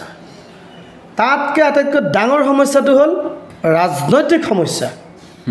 অসমৰ আটাইতকৈ ডাঙৰ সমস্যা মই এতিয়া ৰাজনৈতিক সমস্যাটো কেইদিনমান পিছত হ'ব বুলি ভাবিছোঁ কেনেকৈ জানানে যিটো সমস্যাৰ বিষয়ে ক'ব লাগে তুমি মই আমাৰ মাত মাতিব লাগে ভইচ ৰেইজ আপ কৰিব লাগে সেই সময়টোত ৰাজনৈতিক ক্ৰিয়া কৰি বেলেগ এটা টপিক আনি টিভি চেনেল পেপাৰ পত্ৰিকা এইটো ব্যতিব্যস্তটো কৰি ৰাখে কেইদিনমান আগত কি চলিলে উজনিৰ পৰা মিয়া খেদিব লাগে শিৱসাগৰৰ পৰা আজি আছে জানো সেই বিতৰ্কটো এতিয়া চলি আছে জানো নাই নহয় এতিয়া কি চলি আছে চুমি কত আছা তুমি বিশাল ফুকন আৰু চুমিৰ যোনটো মানে ট্ৰেডিঙৰ নামত এওঁলোক ক'ৰবাত ডুবাই গৈছে কোনোবা হোটেলত নৈশ যাপন কৰিছে লাখে লাখে কোটিয়ে কোটিয়ে টকাই খৰচ কৰি পেলাই বিশালৰ লগত চুমিয়ে কোনটো হোটেলত আছিল কি কেনেকৈ আছিল কিমান টকা ক'ত দিলে এতিয়াতো সেইবোৰে চলি আছে কিন্তু স্মাৰ্ট মিটাৰৰ কথাটো চলি আছেনে বন্ধ হৈ গ'ল কেতিয়াবা স্মাৰ্ট মিটাৰে যে মানুহক যে জ্বলা কলাটো খুৱাই আছে তোমাৰ মোৰ যোনটো ৰিচাৰ্জ আমি যে মোবাইল ফোন ৰিচাৰ্জ কৰোঁ কিমান বাঢ়িল ৰিচাৰ্জ ডবল হ'ল গাখীৰৰ মূল্য আটাৰ মূল্য চেনিৰ মূল্য চাউলৰ মূল্য চাউল আজি 80 টকা কিলো পৰ্যন্ত হৈ গ'ল চাউল নিশ্চয় কিমান বাঢ়িল তুমি চাবাচোন স্কুলত যাই পেলাই ইউনিফৰ্ম বনাব দিবাচোন কাপোৰ কানিৰ কি দাম বাঢ়িছে একদম প্ৰত্যেকটা বস্তু এইবোৰ আলোচনা হৈ আছে জানো এতিয়া চুমি আৰু বিশালৰ আলোচনা গতিকে সেইটো কোনে কৰিছে পলিটিক্সে কৰিছে নিশ্চয় তুমি যদি একদম শক্তিশালী প্ৰভাৱশালী ৰাজনৈতিক নেতা হ'ব পাৰা তোমাৰ যদি এটা দুটা যদি নিউজ চেনেলৰ বা নিউজ পৰ্টেলৰ নাইবা ছেটেলাইট চেনেলৰ যদি মালিক বা স্বত্বাধিকাৰী নাইবা তুমি অংশীদাৰ পাৰ্টনাৰশ্বিপ যদি তুমি হ'ব পাৰা তুমি ছাকচেছ তোমাক টিভিএছ চেনেলে সদায় প্ৰমোশ্যন কৰি থাকিব অসমৰ টিভি চেনেলবিলাক অসমৰ সংবাদ মাধ্যমবিলাক বা সংবাদ জগতৰ কি বুলি কৰে দালাল কিছুমান আছে দালাল কিছুমানক মাতি আনি পেলাই টক শ্ব' পাতে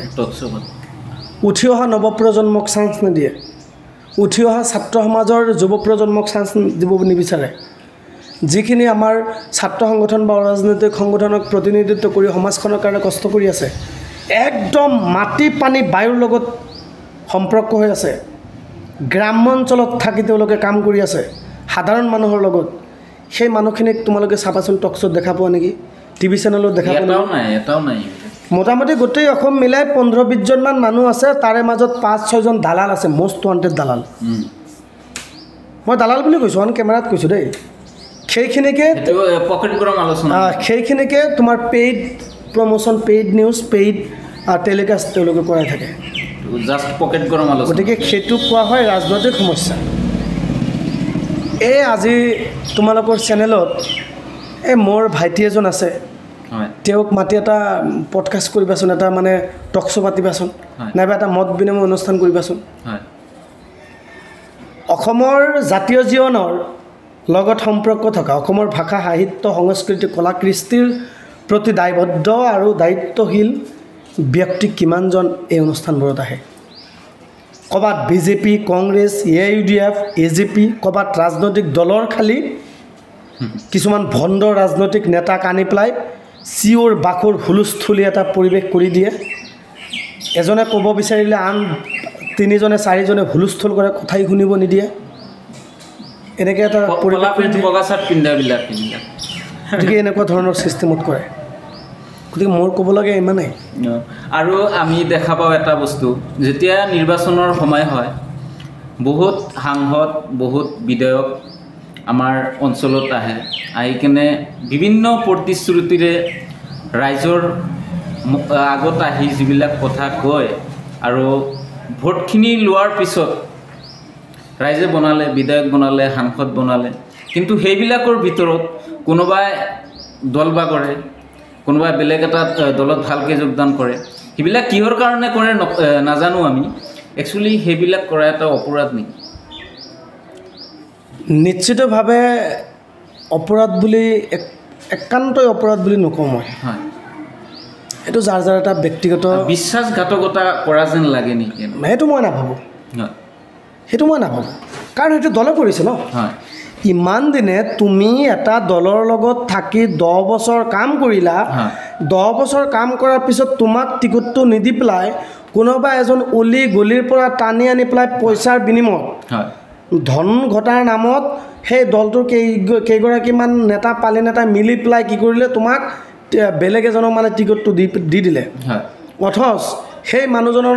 যোনটো সমষ্টিৰ টিকটটো দিলে সেই সমষ্টিৰ প্ৰতি কোনো ধৰণৰ তাৰ অভিজ্ঞতাটো নাই বা সেই সমষ্টিৰ প্ৰতি কোনো ধৰণৰ মানে ভাল সম্পৰ্ক এটা নাই সেই মানুহজনক টিকটটো মানে দি দিলে কিন্তু যিজন মানুহে ৰাইজৰ লগত থাকি অতদিনে কাম কৰিছিল দলটোৰ স্বাৰ্থত কাম কৰিছিল তাৰ টিকটটো নিদিলে তো তেওঁ যদি বেলেগ এটা অপশ্যন পাই যায় বেলেগ এটা দলে যদি তেওঁক টিকটটো দিয়ে তেওঁ কিহৰ কাৰণে আছিল তেওঁ সমষ্টিটোক প্ৰতিনিধিত্ব কৰাৰ কাৰণেহে আহিছিল উদ্দেশ্য সেইটোহে তেওঁ সমাজখনৰ কাৰণে কাম কৰিব বিচাৰে সেইটো যিকোনো দলৰ পৰাই থাকিব পাৰে গতিকে তেনেকুৱা চিটুৱেশ্যনত এটা দলৰ পৰা আন এটা দললৈ গৈ নিৰ্বাচন খেলাটো বা টিকট লোৱাটো মই অপৰাধ বুলি নাভাবোঁ কাৰণ সেইটো তেওঁলোকে নিজে নকৰে তেওঁলোকক বাধ্য কৰোৱা হয় এটা কথা আজি তোমাক মই কওঁ গুৱাহাটী লোকসভা সমষ্টি আমাৰ সন্মানীয় সমষ্টিটো কি গুৱাহাটী লোকসভা সমষ্টি আমাৰ গুৱাহাটী লোকসভা সমষ্টিৰ সাংসদ ক'ৰ পৰা হয় গুৱাহাটীৰ পৰা হয় গুৱাহাটী লোকসভা সমষ্টিত তোমাৰ দুধনৈ সমষ্টি আছে বক সমষ্টি আছে ছয়গাঁও সমষ্টি আছে পলাশবাৰী সমষ্টি আছে আগতে তোমাৰ হাজো সমষ্টি আছিলে তাৰপিছত তোমাৰ কমলপুৰ সমষ্টি আছিলে কমলপুৰ সমষ্টিটো নাছিলে জালুকবাৰী সমষ্টিটো আছে আৰু ইফালে পূব গুৱাহাটী পশ্চিম গুৱাহাটী আৰু দিছপুৰ কিয় দিয়ে খালি তাৰ পৰা গুৱাহাটীৰ পৰা ছয়গাঁৱৰ পৰা এজন উপযুক্ত মানুহ নাই নেকি সাংসদ হ'বলৈ গুৱাহাটীৰ বকৰ পৰা এজন উপযুক্ত মানুহ নাই নেকি সাংসদ হ'বলৈ গুৱাহাটীৰ দুধনৈৰ পৰা এজন মানুহ উপযুক্ত নাই নেকি সাংসদ হ'বলৈ আছে পলাশবাৰীৰ পৰা এজনো উপযুক্ত মানুহ নাই নেকি সাংসদ হ'বলৈ নিশ্চিতভাৱে আছে অকল গুৱাহাটীৰ পৰাই দিয়ে কিৰীপ চলিহাৰ নিচিনা মানুহৰ লগত সুধাকণ্ড ডক্টৰ ভূপেন হাজৰিকাই ৰাজনৈতিক নিৰ্বাচনত পৰাজিত হৈছিল হয় কথাটো ববিতা শৰ্মাৰ নিচিনা এগৰাকী অভিজ্ঞ ব্যক্তি এগৰাকী অনভিজ্ঞ ব্যক্তিৰ লগত পৰাজিত হ'ব লগা হৈছিল কথাবোৰ তেনেকুৱা আজি গুৱাহাটী লোকসভা সমষ্টিৰ এতিয়া সাংসদ কোন বিজেপি দলৰ কোন বিজুলী কলিতা মেধিৰ নাম আগত শুনিছিলা নাই শুনা, ফাৰ্ষ্ট শুনিলোঁ এবাৰ। ফাৰ্ষ্ট শুনিছানে? কিন্তু মীৰা বৰঠাকুৰৰ নাম আগত শুনিছিলা নে? আগত শুনিছোঁ। বহুত শুনিছা। জুৰি শৰ্মা বৰদলৈৰ নাম শুনিছা, তেওঁ কিন্তু বৰ্তমান বিজেপি, আগত কংগ্ৰেছ আছিল।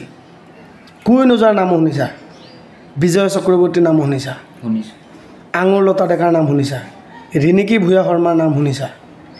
হয়নে? হয়। কিন্তু বিজুলী কলিতা মেধিৰ নামটো ক'ৰবাত শুনিছা? টিকট লৈ আনি সাংসদ হৈ গ'ল। গতিকে এইবিলাক পলিটিক্সৰ এইবিলাক চব চলে। আপুনি কেতিয়াও ভাবেনে যে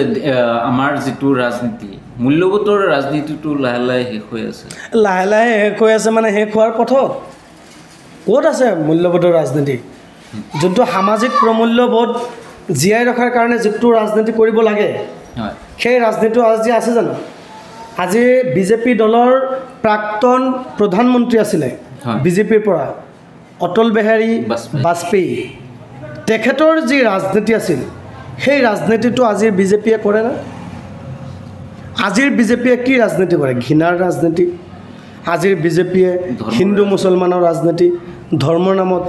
ৰাজনীতি, অনুষ্ঠান প্ৰতিষ্ঠানৰ নামত ৰাজনীতি, ব্যক্তিকেন্দ্ৰিক ৰাজনীতি, কিবা কিবি এইবোৰে চলি আছে। অটল বিহাৰী বাজপেয়ীয়ে কি কৈছিল? এই ভাৰতবৰ্ষখনৰ বিষয়ে তেখেতে বহুত শায়ৰী লিখি গৈছে, বহুত শায়ৰী কৈ গৈছে। হয়, ये अभिनंदन की धरती है, बंधन की धरती है, भारतवर्ष सिर्फ एक देश नहीं है, एक राष्ट्र पुरुष है, जीता जागता हुआ एक चीता है। এনেকৈ কৈছিল না? তেখেতে কেনেকৈ ধৰণৰ কথা কৈছিল, তেখেতে মানুহৰ লগত কেনেকৈ ধৰণে ব্যৱহাৰ কৰিছিল, তেখেতৰ যি জ্ঞানৰ পৰিসীমা, তেখেতৰ যি প্ৰমূল্যবোধৰ ৰাজনীতি, লাল কৃষ্ণ আদৱানীৰ যি প্ৰমূল্যবোধৰ ৰাজনীতি, সেইটো জানো বিজেপিয়ে কৰিছে? নাই কৰা। প্ৰয়াত পণ্ডিত জৱাহৰলাল নেহৰুৰ কংগ্ৰেছ, ইন্দিৰা গান্ধীৰ কংগ্ৰেছ, ৰাজীৱ গান্ধীৰ কংগ্ৰেছ, ডক্টৰ মনমোহন সিং ডাঙৰীয়াৰ কংগ্ৰেছ, ৰাহুল গান্ধীৰ কংগ্ৰেছৰ মাজত আৰু 2-4জন যে কংগ্ৰেছৰ নেতা আছে, পাৰ্থক্য আছে, আকাশ পাতাল আছে। জ্যোতিৰাদিত্য সিন্ধিয়া আজি তেওঁ বিজেপিৰ মিনিষ্টাৰ, কেবিনেট মিনিষ্টাৰ, অথচ তেওঁৰ খানদানটো কংগ্ৰেছী আছিল। গতিকে এইবোৰ কথা বহুত বহুত ইতিহাস আছে। তোমালোকে পলিটিকেল ছায়েন্স আগৰ যিখিনি আছিল সেইখিনি ষ্টাডি কৰিলে বহুতখিনি মানে পোৱা যায়। কিন্তু এইবিলাক বহুত কথা প্ৰমূল্যবোধৰ ৰাজনীতি বিশেষকৈ এইখন অসমত বৰ্তমান নাই। অসমত বৰ্তমান ক্ষমতাকেন্দ্ৰিক জাত পাতৰ নামত যোনটো মানুহক ভাগ ভাগ কৰাৰ এটা ৰাজনীতি, সেই ৰাজনীতি, মানুহৰ মাজত এটা হিংসা বিয়পোৱাৰ ৰাজনীতি। মই কিন্তু চব দলৰে কৈছোঁ দেই, এটা দলক কিন্তু মই কোনো এটা দলক টাৰ্গেট কৰি কোৱা নাই। এই ৰাজনীতি চলি আছে। প্ৰমূল্যবোধৰ ৰাজনীতি নাই, মানৱীয়তাৰ ৰাজনীতি নাই, মানুহক ভাল পোৱাৰ ৰাজনীতি নাই, যুৱ প্ৰজন্মক আগবঢ়াই লৈ যোৱাৰ ৰাজনীতি নাই, যুৱ প্ৰজন্মক সংস্থাপন দিয়াৰ ৰাজনীতি নাই, নিবনুৱা সমস্যা সমাধানৰ ৰাজনীতি নাই, মূল্য বৃদ্ধি কেনেকৈ ৰোধ কৰিব পাৰি তাৰ ৰাজনীতি নাই, গৰাখহনীয়া কেনেকৈ ৰোধ কৰিব পাৰি তাৰ ৰাজনীতি নাই, বৰাক ব্ৰহ্মপুত্ৰ সকলো জাতি জনগোষ্ঠীৰ ভাষা বৰ্ণ নিৰ্বিশেষে সকলোকে একত্ৰিত কৰি এটা সমন্বয়ৰে আগবাঢ়ি লৈ যোৱাৰ যি পৰিকল্পনা কৰিব লাগে যোনটো ৰাজনীতিয়ে, সেই ৰাজনীতিটো বৰ্তমান অসমত মুঠেও নাই।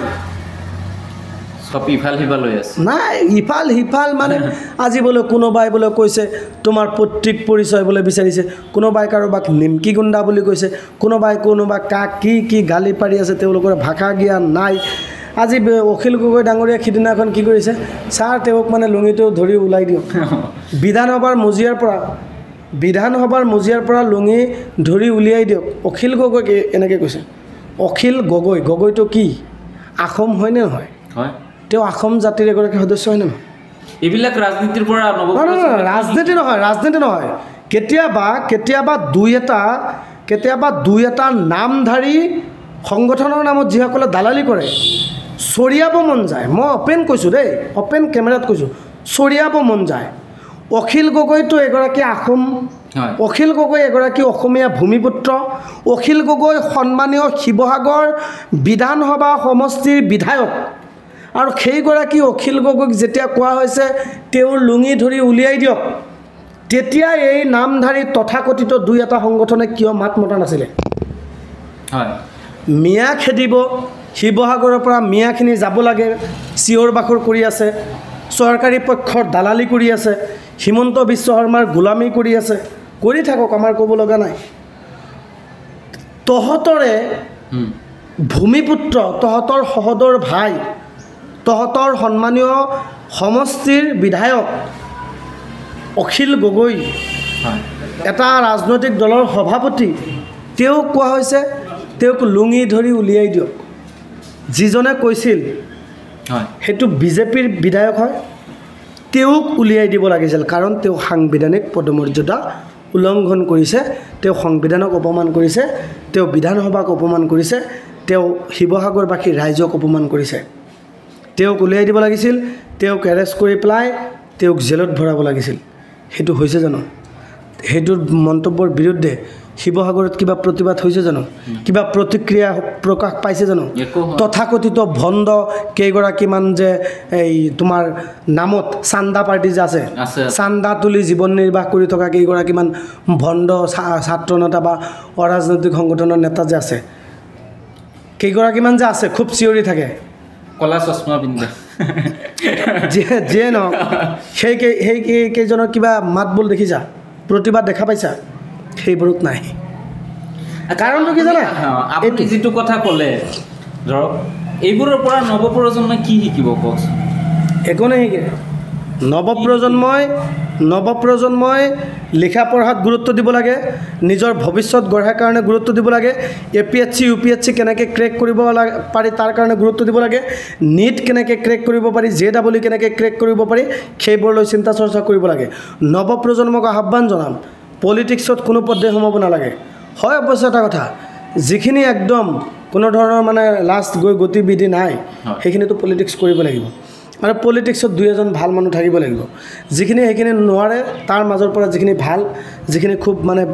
ভাল বক্তা খুব লিখা পঢ়াৰ প্ৰতি ধাউতি আছে অধ্যয়ন কৰিব পাৰে ইতিহাসৰ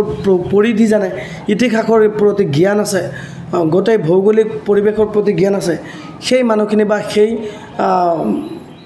ব্যক্তিখিনি ৰাজনৈতিক ক্ষেত্ৰখনত মানে যাব লাগে বুলি মই ভাবোঁ কাৰণ এই মূৰ্খ চূৰ্খ কোনোবা 8 পাছ 10 পাছ হাই ছেকেণ্ডেৰী পাছ যিসকলে ভালকৈ ইংৰাজীত এটা লিপি পঢ়িব নাজানে ইংৰাজীত এটা লিপি লিখিব নাজানে সেইবোৰ বিধায়ক সেইবোৰ মন্ত্ৰী আমাক নালাগে অসমৰ বিধানসভাত এই মেট্ৰিক পাছ হাই ছেকেণ্ডেৰী পাছ সেইদিনা মোৰ এটা পডকাষ্ট আপুনি চাইছে চাগে আশিক জিয়াউল্লাহ আপোনাৰ চেম এইখিনি কথাই কৈছে যে ৰাজনীতি কৰিব লাগিব ৰাজনীতি কৰিব হ'ল নকৰিলে মানে কি হয় ৰাজনীতি তেনেকুৱা মানুহ হোৱা এই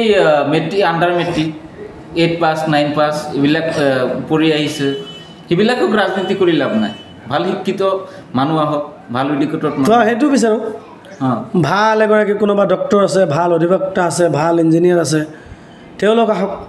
মষ্ট ৱেলকাম হয় আমি আহ্বান জনাম ৱেলকাম কৰিম এটা তুমি যদি বিধানসভা এছেম্বলিত গোটেই ৰাজ্যটোক প্ৰতিনিধিত্ব কৰাৰ কাৰণেতো এছেম্বলিখন ন তাতে অকল 126 জন মানুহে তাতে কথা ক'ব পাৰে সেই 126 জন মানুহৰ মাজত তুমি যদি ইংৰাজীত এটা ভাল কথা ক'ব নোৱাৰা ইংৰাজীত যদি এটা বক্তব্য দিব নোৱাৰা ইংৰাজীত যদি এটা নোটিছ লিখিব নোৱাৰা এটা নোটিছ পঢ়ি পেলাই যদি এইটো ভালকৈ বুজিব নোৱাৰা কি ঘেণ্টাডাল হ'ব সেই বিধায়ক সেই মন্ত্ৰী হয় তোমাৰ কি লাভ হ'ব কি ঘেণ্টাডাল হ'ব নেলাগে নহয় তেনেকুৱা ব্যক্তি আমাক পলিটিক্সত আমাক শিক্ষিত য়ং জেনেৰেশ্যন য়ং পিপল লাগে দম থকা কলিজাত সাহস থকা অজস্ৰ দম থকা ল'ৰা লাগে এই দম মানে গুণ্ডাগিৰি নহয় যে মই একদম শকত আবত মোৰ পূৰা বডি বিল্ডাৰ আছোঁ মোৰ লগত সদায় মানে জিপচিয়ে মিপচি অমুক তমুক একদম 100 জন মানে পূৰা গুণ্ডা বাহিনী আছে সেইটো দম নহয় ভইচ থাকিব লাগিব নলেজ থাকিব লাগিব প্ৰত্যেকটো সমস্যা প্ৰত্যেকটো ইছ্যুৰ ওপৰত তুমি তাৎক্ষণিকভাৱে অধ্যয়ন কৰি ষ্টাডি কৰি পৰাই তুমি তাৰ এটা বিশ্লেষণ কৰিব পৰা কেপাচিটি থাকিব লাগিব একদম মিয়া বিতৰ্ক চলি থকাৰ মাজত যদি আমাৰ কোনোবা বিধায়ক মিনিষ্টাৰবিলাকে যদি মাত মাতিব নোৱাৰে মই এই কথা সেই ফটুৱা বিধায়ক ওলাইছিলোঁ সেই ফটুৱা মানুহক নালাগে আমাক নেলাগে তেওঁলোকক বেলেগ চুজ কৰিম লাগিলে নিজে ওলাই যাম ৰাইজে যদি বিচাৰে কেতিয়াবা লাগিলে নিজে ওলাই যাম টকা লাগে যে বহুত বহুত টকা লাগে এই ক্ষেত্ৰখনত আমাৰ মানুহ ভাল নহয় আমাৰ মানুহৰ কাৰণে তুমি কাম কৰিবা মই কাম কৰিম কষ্ট কৰিম এইবিলাক পাহৰি যায় তুমি কাম কৰিবা মই কাম কৰিম কষ্ট কৰিম মাতিম আজি মই বিধায়ক হ'লে মোক কাণত ধৰি উঠা বহা দিব পাৰিব সমষ্টিৰ মানুহে একদম পাৰিব নাই বাকীখিনি নক'লোঁ বুজাই বুজিছে এতিয়া আমাৰ সমষ্টিটো চেঞ্জ হ'ল এইবাৰ গোল্ডেন চান্স এটা আহি আছে তো কিবা আশাবাদী আছে নেকি নিজে মই কথাটো এতিয়াই ডিছক্ল'জ নকৰোঁ ৰাইজে বিচাৰিলে মোৰ যিসকল মুৰব্বী আছে সোণতলী আঞ্চলিক college Topamari college Goroimari F Ahmed কলেজখনত মোৰ লগত হৃদয়ৰ সম্পৰ্ক থকা কমচে কম 60ৰ পৰা 70জন অধ্যাপক অধ্যাপিকা আছে টোপামাৰী হাই ছেকেণ্ডেৰী নিশ্চয় Sontali high secondary Kalatuli Ghatmi senior secondary school doctor Zakir Hussain high secondary school Majartop high secondary school এই গোটেইখিনি হাই ছেকেণ্ডেৰী কাম কৰা মোৰ হৃদয়ৰ লগত সম্পৰ্ক থকা কমচে কম 100গৰাকী টিচাৰৰ লগত মোৰ হৃদয়ৰ সম্পৰ্ক আছে যিমানবোৰ হাই স্কুল আছে প্ৰত্যেকজন হেড যিমান কেইগৰাকী সাংবাদিক আছে যিমান কেইগৰাকী ডক্টৰ আছে সোণতলী PHC CHC যি কোৱা গৰৈমাৰী CHC PHC যি কোৱা টোপামাৰী যি কোৱা